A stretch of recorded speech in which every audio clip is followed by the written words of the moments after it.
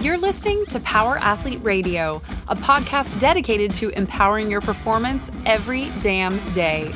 Join former NFL pro and Power Athlete founder John Welborn as he dissects the greatest minds in strength, conditioning, and more. So whether your goal is to be the hammer, destroy mediocrity, or simply move the dirt, you've come to the right place. Now with the warm-up done, let the gains begin. I'm fascinated by origin stories. I'm always interested to know how people got where they were, and more importantly, where they are and how this whole thing kind of came about. And like going through your website and just looking at like your online profile and the community of people that you've really focused on, which feels like, and I don't want to discredit by calling it mommy fitness, but really like empowering women that have children to, take hold of their fitness and become the best versions of themselves.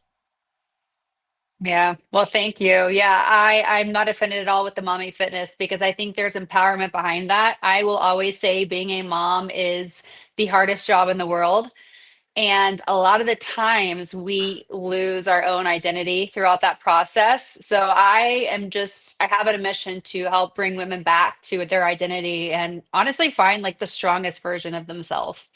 Nice. So you're a mom yourself. You talked about, 2 kids, little boys. I have 2 little boys. They keep me on my toes, 5 and 3, and it's so much fun. So they're a blast. What did your fitness journey look like before you had children? How did that all go? So it's interesting because there really was not much fitness in the beginning. I was actually brought up in the arts. So I did a lot of like singing, dancing, acting. So I was in shape in that point of like, I was moving, right? But like, I never was part of a team sport. I would have never called myself like athletic. So I didn't start that journey until my late 20s. Throughout college, I lived a very unhealthy lifestyle. I drank a lot, didn't move my body. I think maybe I went into the gym like twice. Was a theater and arts major. And then after college, it's kind of when things took a turn. So my parents were marathon runners. So they were always in the athletic world. My brother was an athlete. My sister was an athlete. So I was kind of like the black sheep of the family in that sense.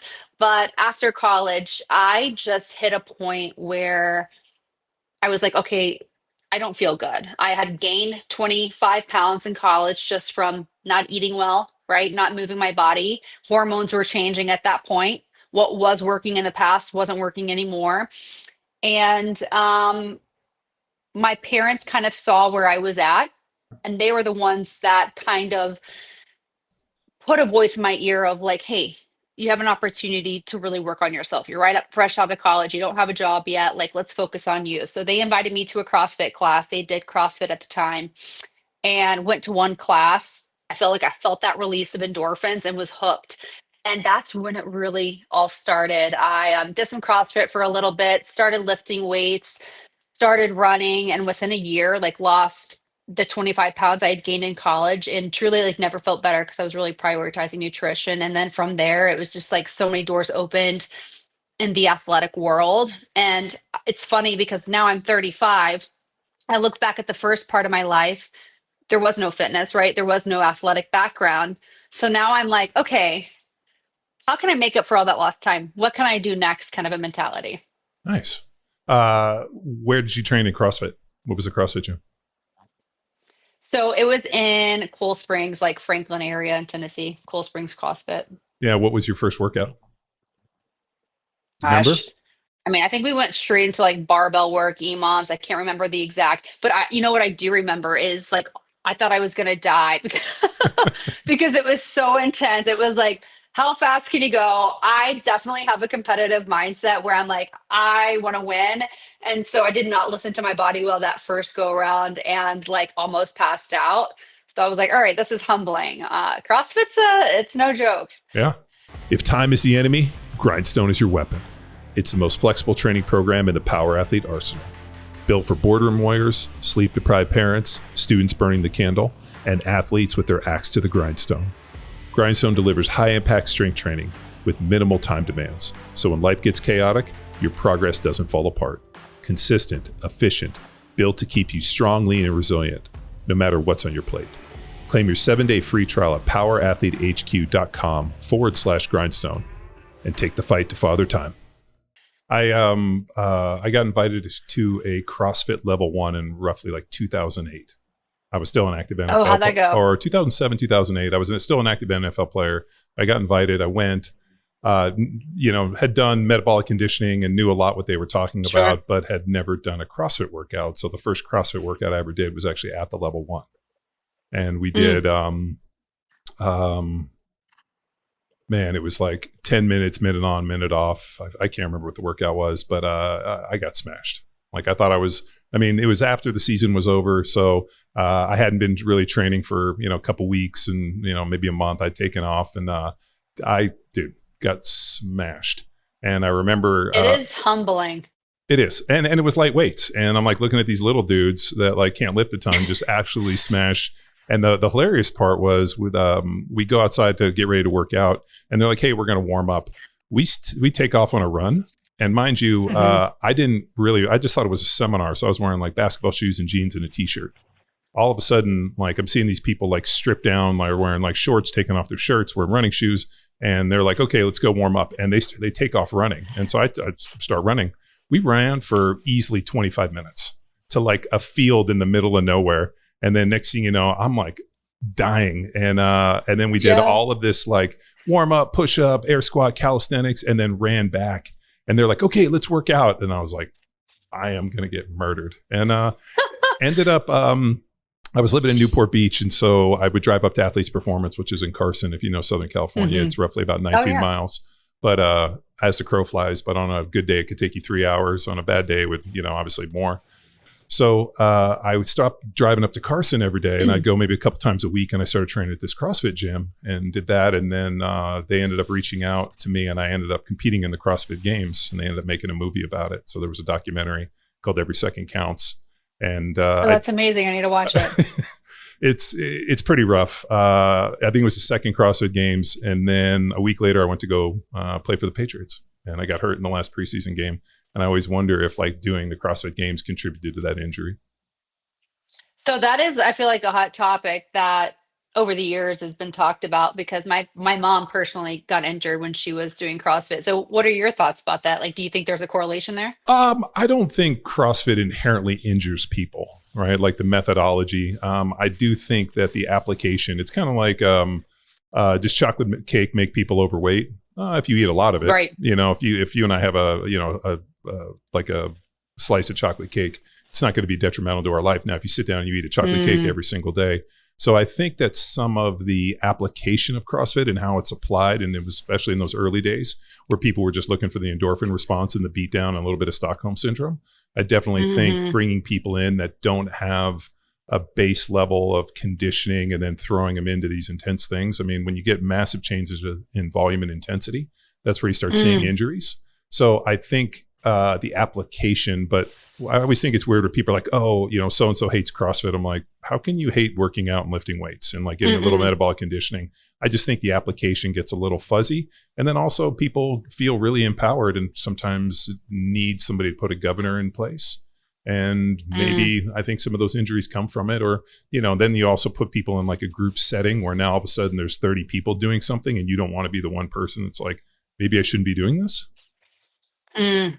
Completely agree with that. Yeah, I think there's definitely a level of like mind-body connection with CrossFit. Like you got to be in tune with your body. And there's so much more. I mean, I feel like a lot of these, I have some friends that are CrossFit athletes in the games and there's so much recovery and fueling nutritionally that is paired with that, right? If you're not doing the other work, you're going to get injured. I feel like with that sport. Yeah, I mean, there's overtraining in every sport. So, and I think that the people that compete at the CrossFit Games, I mean, doing 5, 6, 7 workouts a day, I mean, training 3-4 hours a day, which if you're an Olympic, we had the guy on who was a coach that was is the Olympic sprint triathlon coach. And those guys are training anywhere, 6, 7 hours a day, 5, 6, 7 days a week. And the amount of volume that they build into, but they start and they periodize into it. And then they kind of like, once they hit this volume, they kind of stay and they monitor it. They use HRV and a bunch of other stuff to be able to monitor it. So I think the people that are competing at the CrossFit Games have like worked into it. The problem is you take people off the street who, let's say, run marathons or maybe weren't really fit and you throw them in that. I just think that they probably need to like find some self-governing on the front side a little bit, but it's great for community. You Oh know, yeah. I mean, and I think that's the biggest piece where people really lose, you know, I mean, and we see it today, you know, like if you go to a commercial gym, everybody's got their earbuds in, everybody's got headphones, nobody's interacting, everybody's kind of siloed and just kind of moving about. Whereas you go into a CrossFit thing and the coach is talking to you, everybody's engaged, there's community, you don't show up. Next thing you know, you get people texting you, asking you if you're okay. So I think that there's a community aspect that's very powerful. Oh, that's a good point. I never actually thought about, but that's a good one. Well, I mean, it's what you do. I mean, if you look at, you Yeah. know, like your online community and what you're doing, you're building community, you're empowering people. Yes, and that is one thing, like community. When I think of like how to describe my overall brand and a big component of it, it really is community because especially this day and age with technology and like you said, everybody having their earbuds in or on their phone, it's like we lose that connection that is at the end of the day why we're alive. Right, moving and doing what we do every single day is to connect with others in some capacity. And so yeah, community is everything. Well, I mean, um, you know, if you, and I know this is kind of dark, but if you look at like suicidal rates for people, you know, I mean, the biggest, whenever they go back and try to figure out what this happens, the biggest one is like people don't have a brotherhood, they don't have a sisterhood, they don't have community, they don't have people, like they're disconnected from either the church or, you know, let's say a CrossFit gym. But like if people have friends and family and people around them, they tend to have better outcomes. People that are very siloed, and like you said, in today's world where, you know, technology and you can do everything behind a computer, you don't have to leave your home, you can just order food in. I mean, it's very easy to kind of unplug and not have any social interactions. And the problem is we're social creatures, and without it, we lose that connection. And next thing you know, dark things happen. Oh yeah, completely on the same page. And I feel like even too, just like when we are out in public, just that friendly, hello, have a good day. Yeah, Little one-liners that I feel like used to be so much more of a thing. yeah. It's like we just look at people now and don't really have that. So I always try to give a nice little hello or have a good day to people because I think it can go a long way. You never know what somebody's going through. Yeah, I also I always shoot to open doors for people. That's like a big one. If I kind of like I open a love door that. and like let people in, I always think that's like thank you, you know. And on occasion, you open a door and somebody walks right by and doesn't say anything, and you're kind of like, okay, Okay. all right, but I'm not going to stop doing it. Right. How would you classify the women that follow your training? Are they kind of fit within a same model? Are they stuck moms that are just looking to be the best version of themselves? And do they fit kind of in a demographic, or is there just kind of like a central theme? Yeah, no, I think I would say there is a mix of a lot of different types of women in my community, but the majority are the women that maybe were active in the first part of their life in their teens and 20s and maybe a lot of them were athletes, right? Or maybe just did a lot of strength training and then they have kids and they're having a hard time coming back Hmm. for a lot of different factors, right? It could be now they're managing kids and a job, and it's like, how do you find that time? Or they just aren't strong like they used to be, and they're trying to figure out what kind of style of movement would work best for them given their new lifestyle as a mother. Or hormones. And hormones are a big thing that I think are not talked about enough, especially among females.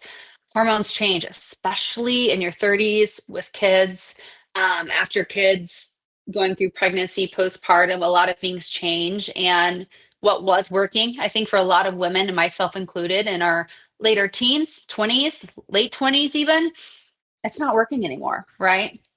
So I think it's a lot of women just wanting to feel a connection and just have a nice, simple blueprint. It does not have to be complicated to help them feel empowered to get that strength back and get that rhythm back and find that identity. So, what does that philosophy look like? Is it lifting heavy weights? Is it a little conditioning, movement, just a little bit of everything? So I think for me personally, I started with just simple strength training, dumbbells, right? And then a few years ago, I started incorporating the barbell. That's when I really saw my body composition change, is when I started utilizing the barbell, focusing more honestly on low impact, heavy lifting sessions to really grow that lean muscle mass and bringing in that accessory work and some endurance work, hit workouts in between. Um, but I used to be the Orange Theory HIIT class kind of a girl. I did not have much muscle mass. It wasn't until I started using the barbell, started lifting heavier dumbbells, that I was like, holy cow, this is actually working, right? That paired along with nutrition, and my body composition is changing. So I do usually the barbell about 3 times a week. I do a lot of dumbbell work. Depending on what my training looks like, I'll throw in some, cables, accessory work, things like that. But I mean, I think you can keep it simple. Barbell, dumbbells, and the sessions don't have to be long. Yeah. High intensity. And when I think of intensity, CrossFit kind of messed up the definition of intensity. When I think of intensity, I think a percentage of 1 RM. CrossFit has a more of an emotional deal.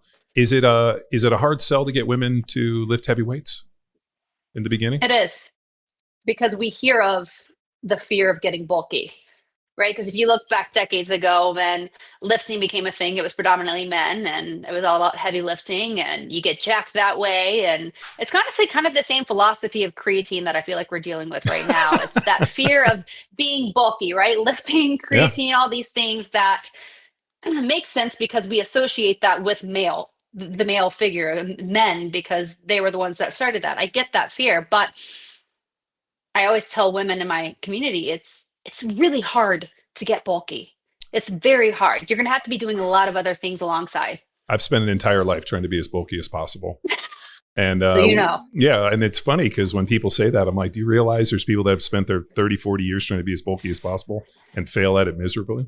And then I always love when women are like, oh my God, I look at a barbell and I put on muscle and I'm like, where has this been my whole life? I'm like, I that's my favorite one when working with ladies. And I'm like, man, if it's that easy, show me. Just show me exactly how I touch a barbell and get put on muscle. Yeah, you're like, let me know. Yeah, I mean, I'll bottle and sell that. We'll make an incredible supplement company out of it. Obviously you talked a little bit about nutrition. How does nutrition play into that as well? I mean, that's the first step. I have a lot of women saying, hey, what exercises can I do to target my abs? Or I'm trying to make my, glutes a little bit more rounded. How can I make more definition here or there, whatever that may be? It's like, let's not even talk about what exercises you're going to do. Let's start with nutrition, because if your nutrition is not dialed in, right? Guess what? All that lifting is not going to do much. It's when you compare the two together, but really start with nutrition. So with nutrition, you keep it simple. I mean, that's honestly, if I think about like my guide or my blueprints, it's like stick to whole foods, right? Cut out the processed stuff. Cut out especially the liquids, right? Like the sugary drinks that we drink, those are all like hidden calories that you don't think about that can really add up and cause a lot of inflammation as well. But if we could just keep it simple with whole foods, cut the processed foods out. And I'm a big component of tracking macros. I think it's something that is a powerful tool in our toolkit. You don't have to do it long term. Heck, you can just do it for a month, but it allows you to really see the big picture of what you're putting in your body from a number standpoint and how that converts over into specific results that you see, but also feel. Yeah. I think, and having done this for years, I am, because I do track my macros. I am constantly amazed where I'll eat something and be like, man, I did not see that one coming. So what I do is for my meal prep, I do like ground beef and rice. And so I'll have a container in this. And if it's like 80% versus 93, like the fat content. You can tell a difference? Well, I mean, just in the macros, like if it's 80-20 just versus 93-7, like I can eat. The fat adds up. Oh yeah. And then all of a sudden it just kills it. And then I got to eat like chicken or fish later in the day. Whereas if I get the 93, and so just making the right selection at the grocery store has a massive impact, and then and something else some women don't think about, or men too, is what we cook in, right? Like for cooking butter, for cooking in olive oil, it's like those are all fats, which I say, like, if you are overeating and you're in your caloric surplus and you're wanting to bring that down, start with your fats, right? Because we know that that's a higher calorie count per gram. So if you can bring those down, think about what you're cooking your food in. Because if you're just putting a few tablespoons of olive oil or butter, like that's going to add up very quickly. Oh yeah. And then The fascinating thing too, and you know, we've done this for years. I mean, we just got done doing some challenges with some of the guys I train for JITs because they're all getting ready for World Masters, which is next week. So a bunch of them had to cut weight. So we did a weight cut and I cut 20 pounds and just basically eating in caloric restriction for the last 12 weeks. Super bummer. I like it is no fun being under your calories and stepping on the scale and being like, yep, I'm in caloric restriction, or then, you know, overeat a little bit and then having to do some aerobic work and trying to track all that stuff. But at the end of the day, you know, everybody got in pretty good shape and the body composition improved. And it's pretty interesting to see, even though you're hungry, that everybody I just saw one of my training partners this morning, and dude, he looks great. He's, you know, he's at his target weight. He's ready to go. And he's like, man, I am looking forward to eating. But he goes, honestly, we went to the pool party yesterday. I took off my shirt and everybody was like, you know, eyeing me. And he's like, dude, this, like, where did this come from? And I'm like, dude, you put the work in. And it's nice to get a little bit of rewards. It's a very powerful tool. Yes. And so let me ask you, do you track your macros all the time, or is it just something you bring out periodically? I do. If we're trying to really dial it in, I go like pretty, like full tilt. But for the most part, I just kind of track loosely most of the time. I tend to overeat on protein, which I know isn't necessarily a problem, but you know, some of like the protein refeeding studies, like it doesn't necessarily, overeating protein isn't going to put on more muscle. It's somewhere around that 0.8 to a gram, but it's also satiating. I think for you too, as an athlete, it's like making sure you're getting enough carbs in, which I feel like is a whole nother topic of discussion among women. The fear of carbs. That's another one. Like I don't fear the carb. It just makes like, and I think the problem is carbs aren't created equal. No. I tell people, I'm like, dude, if you want to lean out, get away from what I call dry, crunchy carbs. Like anything that's like dry, like in a chip bag or anything that's dry and crunchy, like don't eat those. Stay away. Yeah. So for me, it's like, I like white rice. So I'll do like white rice once or twice a day and maybe some like cream of rice and different things and try to mix up those carb sources. But like you sit down and like, there's nobody that has one chip. Like I don't even go like if we're dieting, like I don't go get Mexican food because if they put that chip down, I'm going to eat one and just like crush the basket. And then you're like, dude, you can't just have one. It's hard. No. Yeah. I completely get that. Next thing you know, you've had like 7 tortillas and blew your diet. I know. I saw that like meme on Instagram. It was like, think about like one chip is 1/4 of a tortilla. Like that'll really blow your mind. You know what? I saw that and I actually cut tortillas up into quarters and kind of measured them. It's not a 1-for-1 because I was kind of curious. I'm like, so would 4 tortilla chips be 1 tortilla? And I'm like, no, this can't be. No, it's not. It's more like 8. It's about a quarter. But well, that's better. Yeah. But I mean, how many are in a basket? If you sit down, there's probably 30 or 40. For sure. You know, so you're having 3 or 4 tortillas, but that's, man, the diet piece is so impactful. How do you tackle that with carbs with your ladies? Like, because anytime I have a carb discussion with women, like all of a sudden they like want to pull out a steak and drive a stake in my heart like I'm a vampire. Well, I want to preface this by saying that I feel like where I'm at my journey, I have not always been, right? Like I used to be afraid of eating, under fueling, did not hit my protein, did not eat carbs because I villainized them completely. And it was when I really obviously went to nutrition school and started really diving into the science behind what these macronutrients are doing to our bodies, depending on where we're at with level of activity, how it can make or break us. And so, first and foremost, when it comes to the nutrition, I think protein is a very important piece, especially for women when it comes to building lean muscle mass and hormones, right? I always say, hey, 1 gram of protein per pound of body weight is a great place to start. It doesn't matter where your activity level it is, just like that should be your goal. Now, when it comes to carbs, we got to stop villainizing them. We need them to fuel, right? It's like that is what we know replenishes those glycogen stores. So even if we're just strength training a few times a week, even if we're just going on walks, it's like if we want to keep building that lean muscle mass, keep our muscle going, right? Really have the energy behind our workouts to fuel us, we got to be eating some carbs. Doesn't mean you have to eat a ton, but like you need something. I tell a lot of my women that are just, I would say maybe average, moderate exercise to really focus their carbs before and after their highest level of activity a day, and to not be afraid. So I think I always tell my women too that like give it 2 weeks of doing this and you should feel the difference, right? Keep doing it and those aesthetics will follow. Um, with my athletes, I tell them if you want your performance to be better, you got to eat the carbs alongside and you'll feel it. I mean, myself, just talking personally, like I remember the days when I was eating maybe 25 grams of carbs, 30 grams of carbs a day. And like I would even get my head about doing that, right? When I was years ago afraid of it. And it's like through the schooling, through just the act of trying it out myself and where I'm at now, it's like, gosh, I wish I could go back and tell the old self, like, just eat it. It's going to be okay. It's going to make you perform better, feel better, look better, all the things.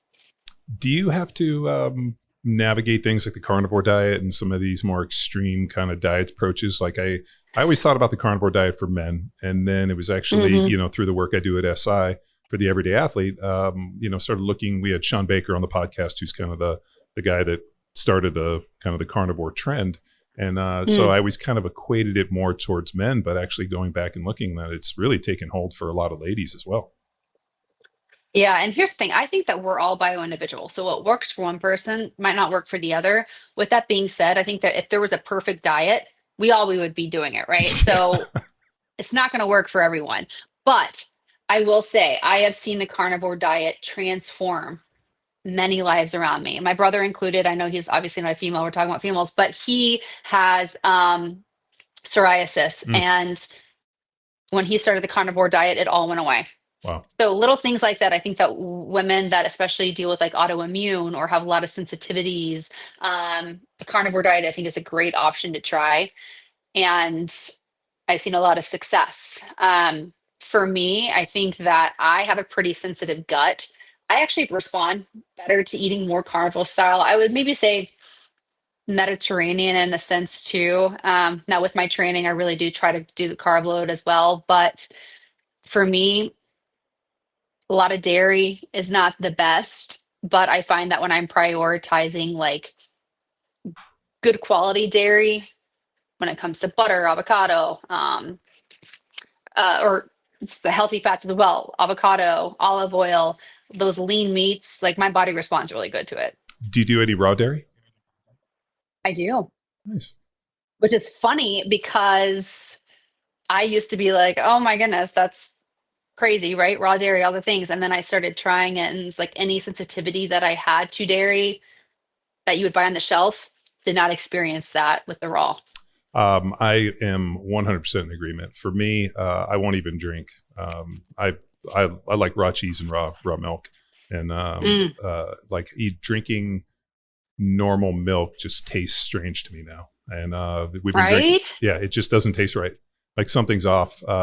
We had a lady on the podcast, Dr. Sabine Hazen, who has a company called Biome, and she's the one that does all the research on the gut. It's like her lab is the one that kind of, you know, quantifies everything. So she's done research where she's reversed autism, worked with like thousands of autistic kids and actually reversed autism through basically the gut, Parkinson's. So we had her on the podcast a little bit, and she ended up doing my stuff. And one of her recommendations is like, once a week, I want you to drink raw milk. And I'm like, I love raw milk. It's just kind of a pain in the ass to get here. It's actually easier to go buy guns than it is to buy raw milk here in Texas. You have to like get online. Which is wild. So you get online, you pay for it, and then you have to like go to some obscure farmer's market, which I do enjoy going to, but then you have to pick it up. You can't buy it there. They can't take money. It's just, so it's a bit of a laborious process, but it's worth doing. And it tastes great. But yeah, that was one of her recommendations for me, was like once a week, I want you to have like 20 ounces of raw milk. So do you feel a difference? I've never had gut issues. So I've been very, very lucky. So when she tested my gut, I want to say my diversity score was in the 8s, which basically makes me like a low level hunter gatherer, like a Midwest farmer. So most people in this country are like in the 3s and the 4s. And then also I had pretty decent amount of bifidobacteria, which I think less than 2% of the population has. and then also had lactobacillus. Oh, that's wonderful. So yeah, so lactobacillus was another one, which is actually, in, sourdough and sauerkraut and fermented foods. That actually reduces inflammation. So people that have rheumatoid arthritis and massive amounts of inflammation usually know lactobacillus. So I've always liked sauerkraut, and I do like sourdough bread, even though it's super trendy now. Do the same thing. And so that lactobacillus actually increases recovery, and probably why I don't have the same body aches that a lot of people have. But I never got COVID. And even though I was exposed hundreds of times, and when she tested my stool. What blood type are you? I think I'm a B positive. Okay. I think I'm a B positive. I'd have to look it up, but I'm pretty sure I'm B. But I never got COVID. And then when she looked at my gut and she did our stool samples, I never had any, there was no signature of COVID anywhere in it. And when she looked at my stuff, wow, that's awesome. She's like, I can tell you why you never got COVID. You have bifidobacteria, you got good diversity in lactobacillus. So, she's like, basically based upon that, she's like, very few people in this population fit within that. So I've been pretty lucky, but she did make an interesting point to me where she said, usually very, very pretty women have terrible guts. And I was like, really? And she's like, yeah, for some reason, like when all the pretty girls that I've tested usually have some form of gut irritation, some gut issues.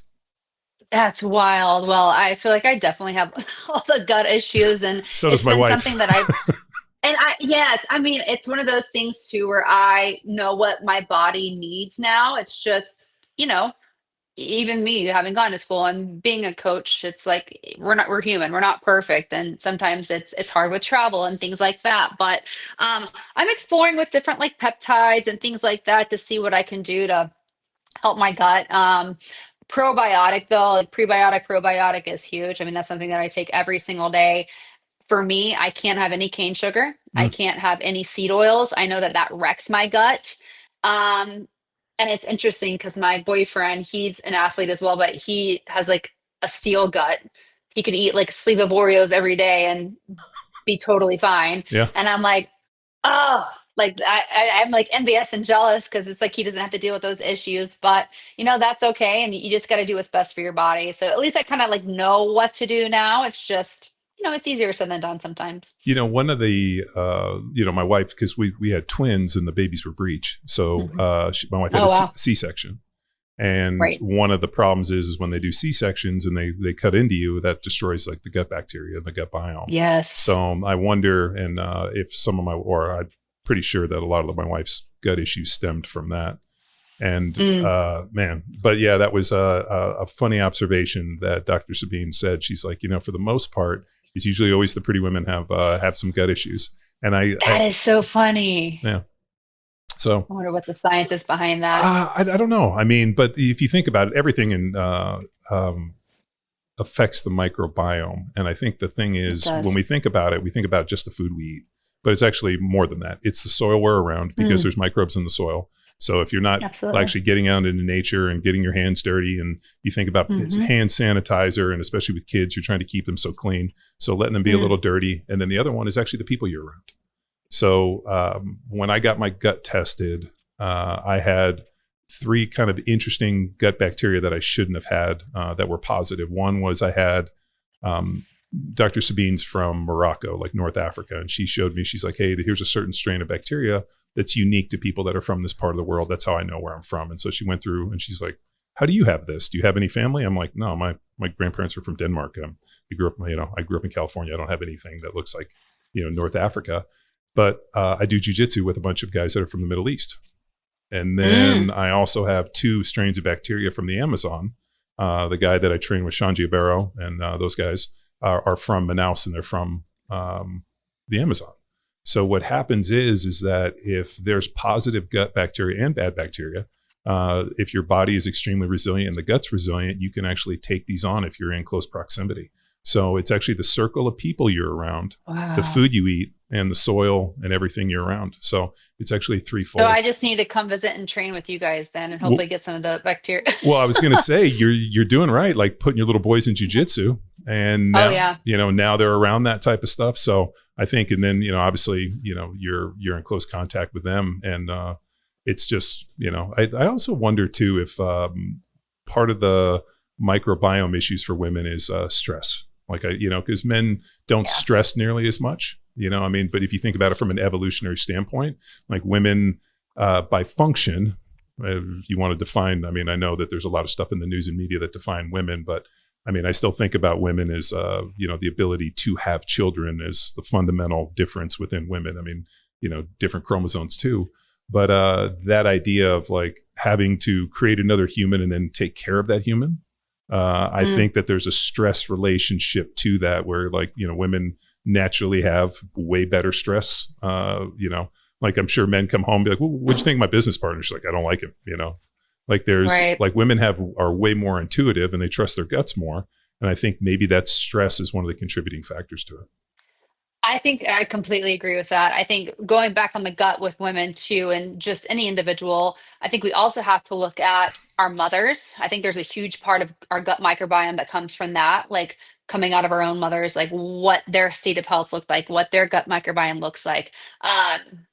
So I think that's a huge factor. I think when it comes to the stress, we know that stress is inflammation, and inflammation is the biggest driver when it comes to disease in our bodies, and especially in the gut. It starts in the gut.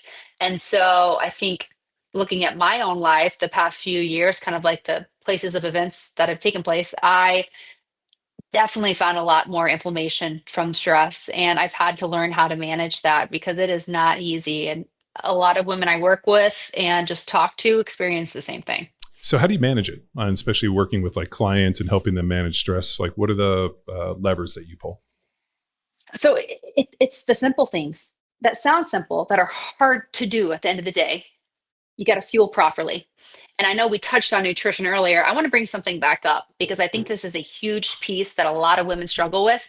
We have the fear of overeating, right?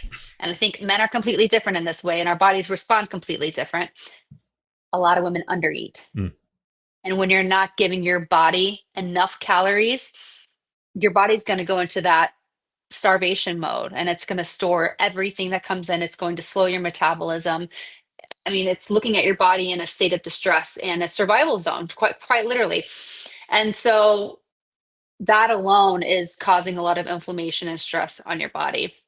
So I think fueling well nutritionally is a huge part, eating enough that your body needs to be able to properly function and for your organs to properly function. I think the second part is sleep. And honestly, I would say that comes first, to be quite honest. I think that sleep, it sounds like, okay, yeah, we need sleep, but it's like, we really need sleep. For me, I thrive on a 7 to 8 hour window, but I think 7 at the minimum for especially women. And then you got to look at your cycles. Depending on where you're at in your cycle, you're going to need more sleep. So you got to start to be intuitive with your body in that sense. And then recovery. I think that we are not always, especially as moms too, spending the time for recovery, whether that's mobility or, looking more for low impact recovery sessions, whether that's just walking or swimming or whatever that may be, but just like taking those rest days is super important. And then I think we know from science is lifting. Lifting, it's going to boost metabolism. It's going to create a stronger body overall. So it's like you can stick to those 4 things. Again, sounds simple. Oops, hold on a second. That's all right. My headphone popped out. I know, you got excited. You got like a hand gesture. So excited. I know. My ears though are like a little small for these, or big for these. It sounds simple. It's easier said than done for sure. But I think if we can focus on those 4 things, the way we feel is going to be greater, and the way we perform will be greater. So how do you manage performance, like, through your community? Do you use, obviously tracking? Are there challenges? Like, how do you go and make sure that each person is progressing the way they need to? Yeah, so I have 2 different parts when it comes to my brand. I have my fitness app Empower, and I put out one-off programs, one-off workouts. So it's kind of a free for all of what women can do. We do have challenges every couple months as well, and new programs that are always coming out. But a huge part of that, like we said earlier, is a community. So we have the community chat. Women are always, working with other women, spreading motivation and inspiration amongst each other, which is amazing. But it's also me there weekly giving tips, giving advice, giving the tools to help them use alongside these workouts, whether that's macro calculator, macro guide, macro counts, right? Maybe they want a more specific approach. And then another reason why I started my podcast, because I feel like there's so much to this space that needs to be talked about. So it's like they have that as well. But then I have my one-on-one coaching with my clients that I only take a few a month. And that's where you really get that one-on-one work, and we can really make it individualized and specific based to their goals. And I enjoy it so much because I think sometimes we get so focused on us, right? Us as individuals, ourselves, and what works for us. And so it's really humbling just to work with other women that are going through different stages of life. Or maybe it's a stage that I was in years ago. And it's like being able to give them tools and see that progress grow is super cool. Here's one thing, though, I think that you can have all the tools. And I know that you know this. You can have all the tools, have the programs, have the meal prep ready to go. But there's one thing that if you're missing, you will never see or feel the results, and that's accountability. You got to have the accountability to yourself, to others around you. And that's why I think working with a coach or being part of a group of coaching of somehow can be super helpful, especially for women in the beginning stages of coming back and trying to find that. How do you kind of carve that out for ladies? Like one of the interesting things, my wife talks to me about this, is kind of convincing women that they don't have to do everything, that it's okay to carve these times out for themselves. That like, women are like, oh, I have to do this and this, and I got so many responsibilities, but like empowering them to like, you need to take care of yourself. Like you need to carve this out. Like, how do you like empower them to make the time to take care of themselves? So I feel that so much with my heart, because when I first had my first son, I was there, right? I had let myself go. I was drowning quite literally because I wasn't fueling myself. You know, when they say on an airplane, like you want to put your mask on yourself, the oxygen mask, before the kids around you or your children. It sounds kind of crazy, but if you look at it, it's like, well, if you're not fueling yourself well, if you're not taking care of yourself, how are you expected to take care of somebody else, right? Sure. So if your oxygen goes out, you can't place it on your child. It's really the same concept when it comes to the health that we should be giving ourselves and respecting ourselves every single day. If we're not fueled and we don't intentionally give our bodies what we need, how can we be the best version of ourselves, the best mother, the best wife, the best friend? And so for me, through trial and error and really saying, okay, I'm going to make this a lifestyle. I've seen the doors that it's opened. I've seen my heart grow. I've seen what it can do for my children as far as like being an inspiration to them as well. So you kind of have to look at it from that. But truly, I think that when we fuel ourselves well and we carve out, it doesn't have to be long, but like 20 minutes a day. Let's start at that, of just movement. And your kids can be right there. You don't have to like ship them off somewhere. They can be in the room with you. Bring out some dumbbells, get moving. And guess what? They're going to see a mom who is working on themselves. Yeah. And they're going to grow up seeing that and implement that same lifestyle for them. So easier said than done, but I think it's something that we as women have to prioritize. So how, like, when you get into that conversation, is it, because we talked about nutrition really being the foundation. Yeah. So, and then obviously lifting weights and, being able to build an aerobic base, and you can kind of like stack all these pieces. Would you say that really that first piece is like, hey, let's discuss the nutrition, make sure that you're eating enough. And then once you make sure that we're fueling and we're doing the things that we need to, now we kind of progress into maybe like lifting some dumbbells and maybe some barbells at one point, getting out for a walk and recovery. And it looks like this holistic program, but really the first stop on the bus or first stop at the train station is that nutrition piece.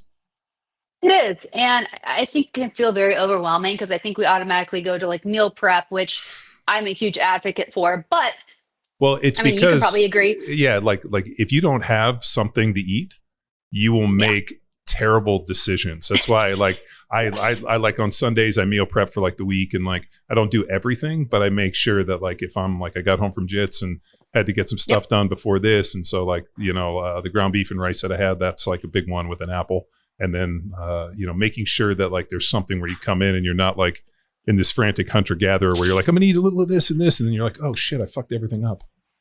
Absolutely. And then you feel overwhelmed, and then guess what? You quit, Yeah. right? You're like, okay, I'm done with this because it's not working. And I found myself there so many times in the past. So it's like, you got to keep it simple. And I tell my clients, like, because they're on Instagram too, they're on social media, they see these extravagant meal preps. And I'm like, guys, it does not have to be like that. So I have this rule, it's called the 3-2 rule, where you have 3 groups of food. So a protein, complex carb, and then a veggie. And then you prep 2 of each. So it could take literally an hour to 2 hours max on the weekend. That's all you got to dedicate. You can make chicken and ground beef, right? Meal prep that on a skillet. You can make rice and sweet potatoes, and then you could do 2 veggies, mixed veggies, whatever you want. You meal prep that, and it's like, there you go. Depending on the amount of people, you can double the servings, but you have at least a meal prep for 3 to 4 days, right?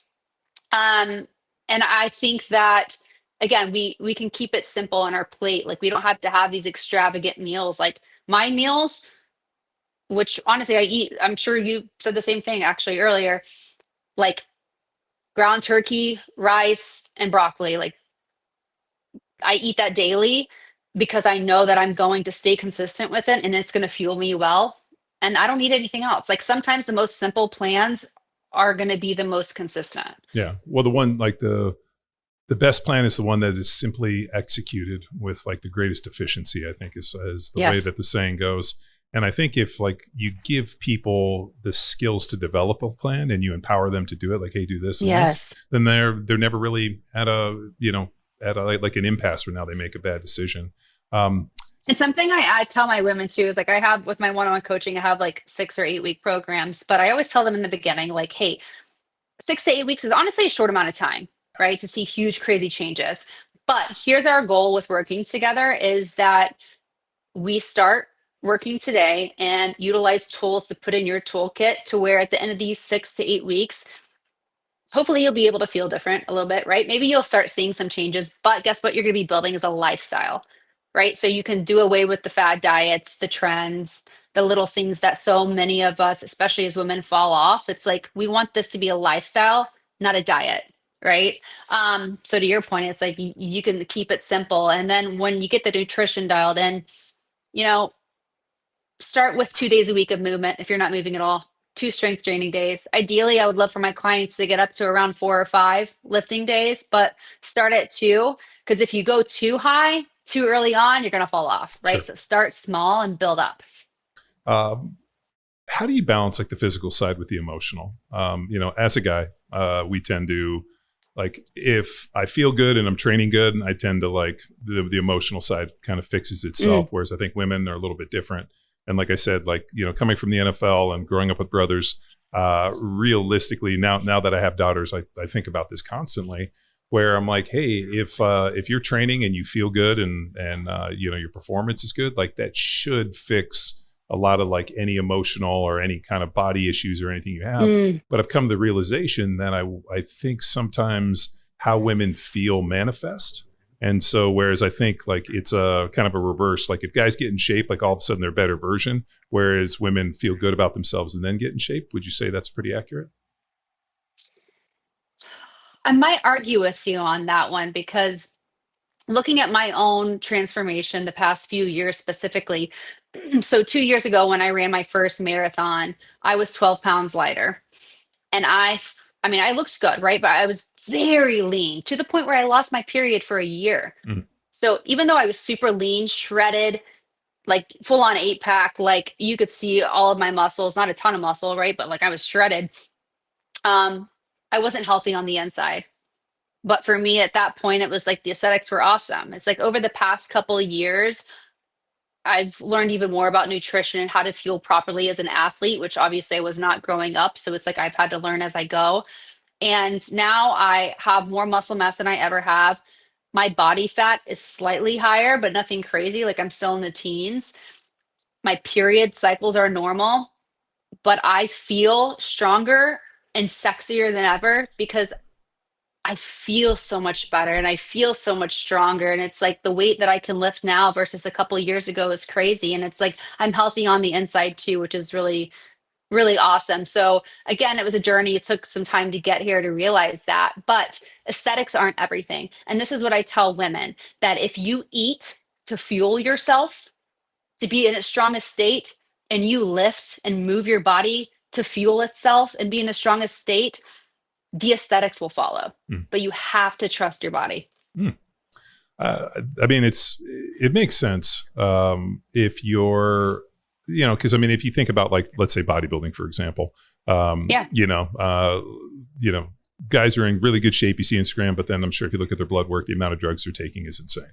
So, I mean, how healthy are they really? But yet, they're super lean, and, I'm able to walk around 6-7% body fat, which I actually just read an interesting one on Sports Illustrated that talked about men that consistently are under 10% have like, don't get erections, have terrible testosterone, have to do this. So a lot of the guys that are walking around, that are walking around consistently sub 10% body fat have some definite hormonal issues. So, I mean, it's just, somewhere around that, let's say 9, 10, 11 is ideal. But, if you're consistently living in 6 or 7%, just the outcomes are not nearly as good.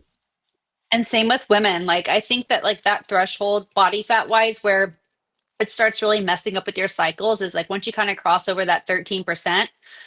So it's like, I know that I will never allow myself to get below that unless like obviously it was for a bodybuilding show, which I don't think I would ever do. But I think I'm like just not interested in that.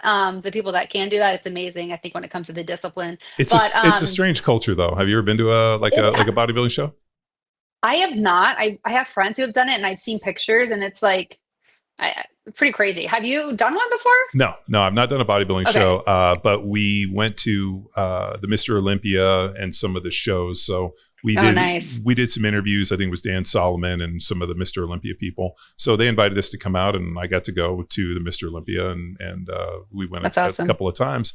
It's a strange culture, especially like if you get into like the wellness and the fitness, and for the girls, like seeing like I just have never seen people morph their bodies that way, especially like the fitness. I mean, these girls have like these little tiny waists and these like huge butts and these big quads, and to like the point where they almost look like, centaurs. Like they look like half horse, half human.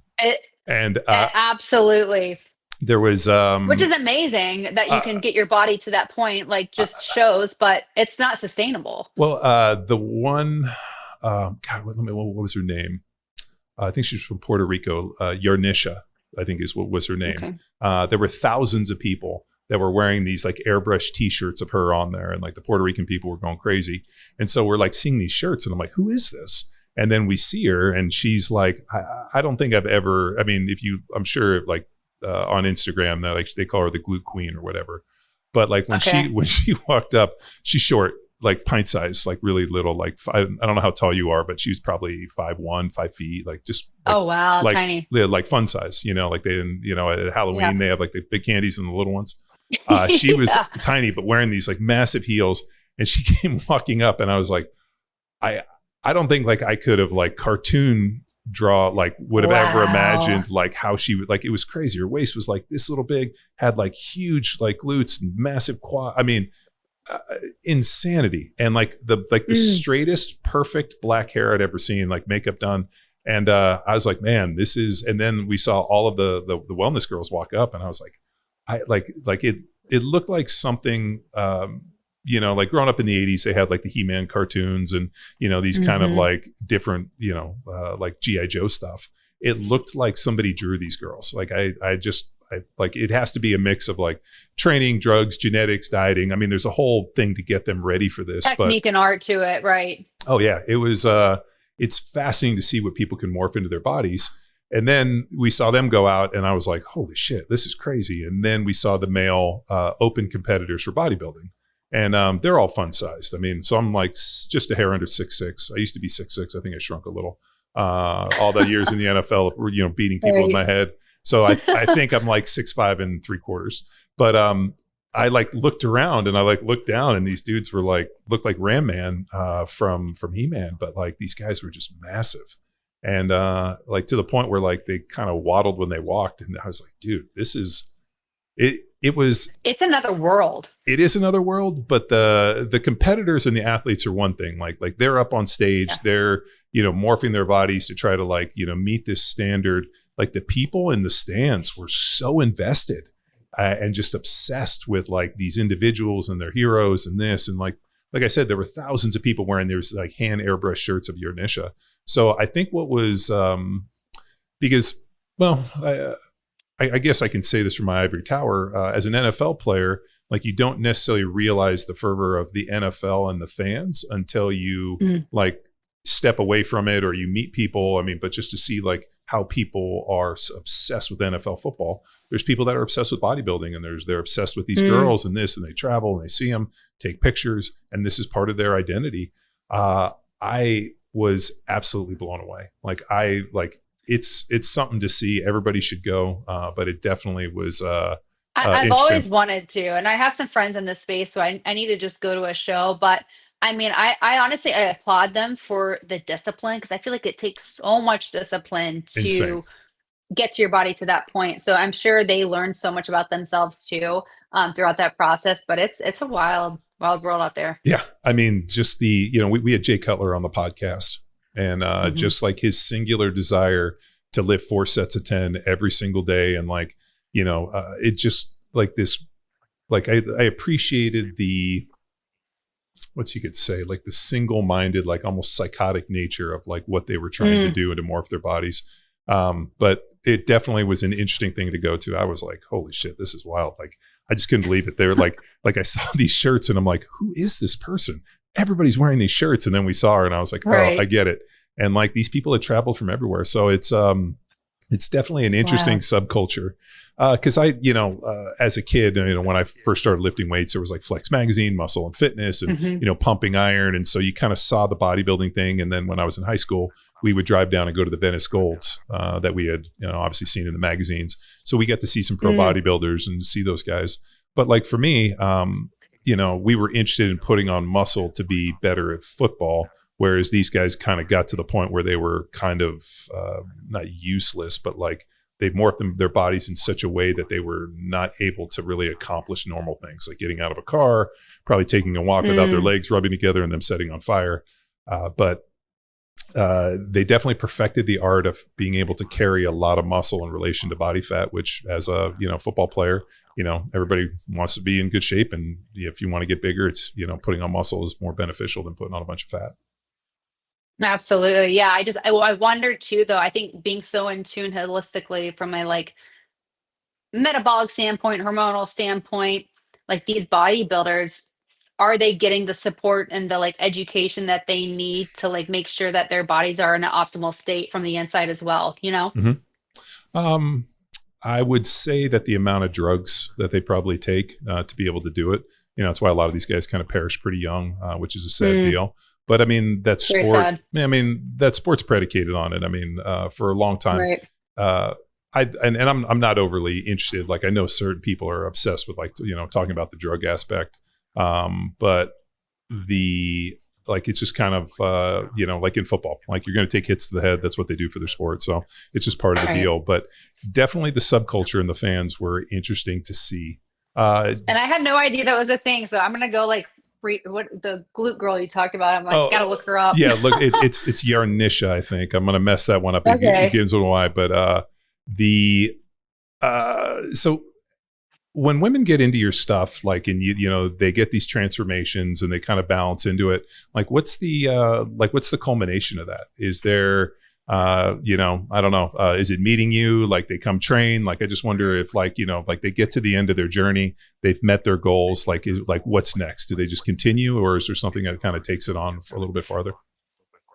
Yeah. So I think when it comes to the one-on-one coaching, like I said earlier, it's like about implementing that lifestyle, and so something that I like to do with a lot of my clients is teach them how to program from that point on. And because I hate the idea of being like, okay, here's your program. You're going to do this for 8 weeks. We're going to work together. Like, good luck, go find the next. So I kind of teach women how to build out their own progressive overload in a sense, and maybe what that looks like throughout our time working together.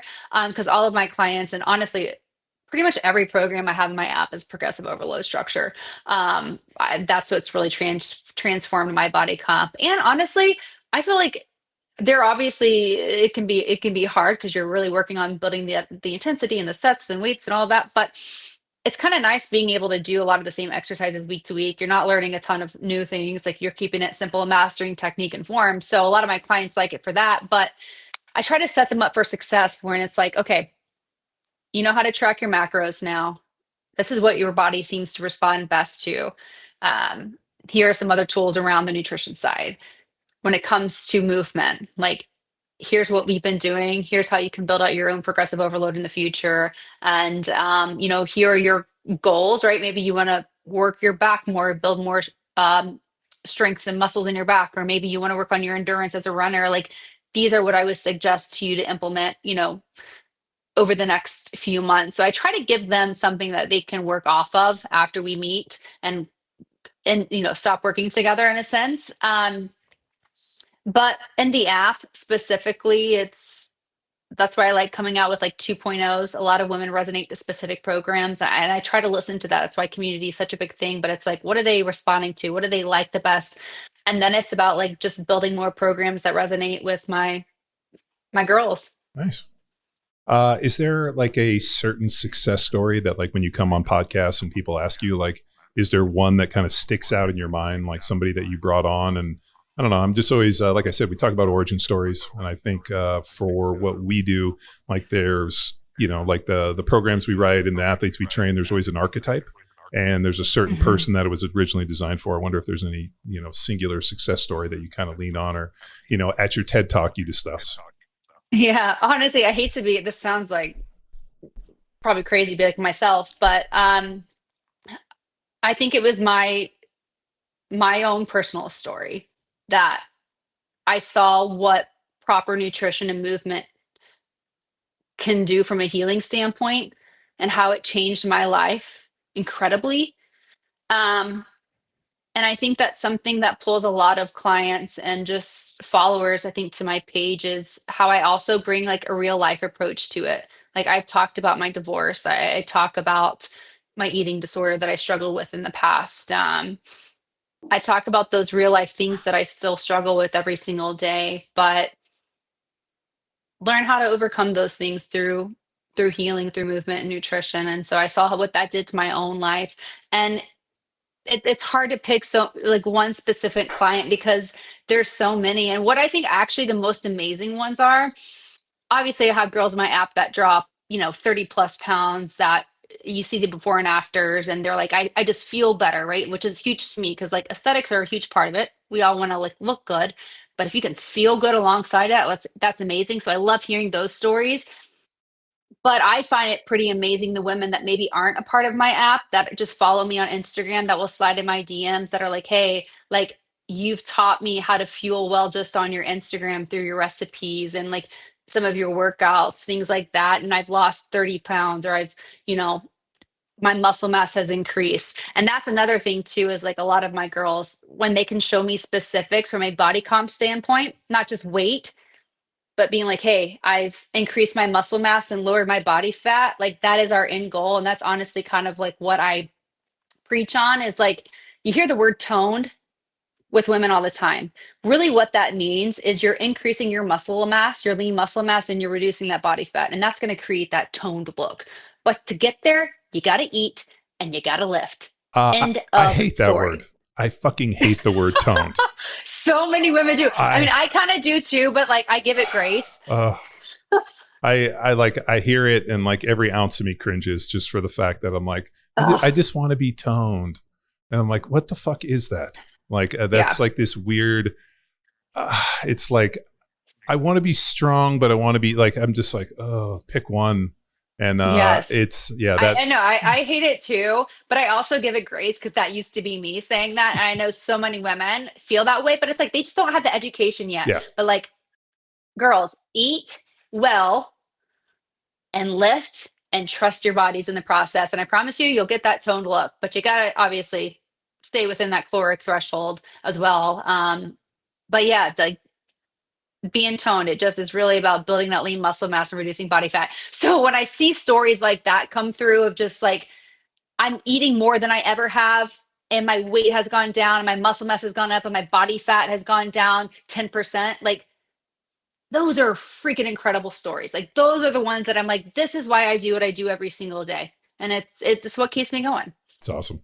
So looking ahead, what's the bigger vision for SamC Fit? Like where do you see this mission going in like the next 5 years? Well, I'm working on some things that I can't share yet, but some really cool business opportunities that will provide even more tools for women to help fuel better, and just find that inner babe and bring it out truly. I'm an entrepreneur at heart, so I really want to build an empire, and help women seriously be the strongest versions of themselves. So that's my goal.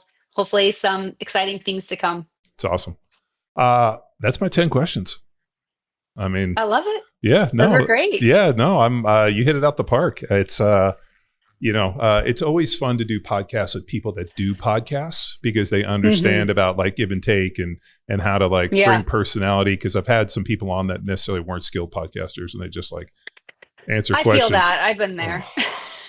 I kind of like I view it as a conversation. Like you want to ask the questions back or like keep it conversational. That's what it's about. I had Braden Smith, who's an NFL player who went through a really harrowing deal. He ended up developing something called religious fervor, which was like a religious OCD, where in his mind, he was imagining that like every movement, everything he was doing was like somehow being viewed by God. Like, oh, you didn't tape your fingers correctly. If you don't tape your fingers correctly, God's going to strike you and your family down. Like the amount, oh my gosh, like terrible, like crippling. And so he ended up going into a treatment center in the NFL year last year, and they, were putting him through this. And then he went down to Mexico and did ibogaine therapy, and ended up kind of like clearing it all out and kind of fixing himself. Wow. So I saw it pop up, and we have mutual friends. So Will Fries, who played next to him, who played guard, we worked. He came out and trained with me for a bunch of months, and then now he's in Minnesota. So he put us in touch, and so we had him on the podcast. And you could tell he probably hadn't been on a lot of podcasts because I asked him a question, and it was like 2-word responses. And I remember we were about 20 minutes in, and I'd like hammered all 10 of my questions, and I was like, oh man, I got to figure this thing out. What do we do now? Yeah. So then we started talking about his treatment, at which point he opened up. And I always have to remember that when you're, interviewing somebody or having somebody on the podcast, there's a certain amount of information that I want, right, that I think is interesting. But at the end of the day, the person wants to talk about what they're interested in and what they're passionate about. And for you, it's very, a balance. Yeah, for you is very easy in that you've built an incredible community. Like looking through your social and like the website and everything, it's all like branded very well, very aesthetically pleasing. It puts you forward. I think the message, the mission is very clear, and you're impacting a lot of people. And I think you're doing great things. And I'm stoked that you came on Power Athlete Radio. Well, thank you so much. Thank you for having me. I'm just trying to spread the good news and help women. So thank you for allowing me to do so. It was really nice to meet you. Yeah, obviously, pleasure to meet you too. Heard so much about you. So this is an honor. I'm really grateful for it. Awesome. Well, it's an honor to have you on. And thanks for tuning in. Another episode of Power Athlete Radio. This episode of Power Athlete Radio is powered by Train Heroic, the most immersive strength training app experience on the market. We've built an online training business by partnering with Train Heroic to deliver all of our world-class training programs like Jack Street, Hammer, Field Strong, and Grindstone. To learn which Power Athlete training program best suits your goals, head to powerathletehq.com/training. And if you're a coach looking to build a business with the best training tech in the business, head to trainheroic.com/powerathletehq. And now back to the show.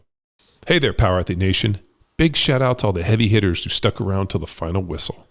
If you've been soaking in the knowledge bombs and epic tales we've been dropping for free, here's your chance to be a game changer. Swing by ko-fi.com/powerathlete and toss a few bucks our way to keep the podcast fueled and firing on all cylinders. That's ko-fi.com/powerathlete. Your support makes a difference. See ya.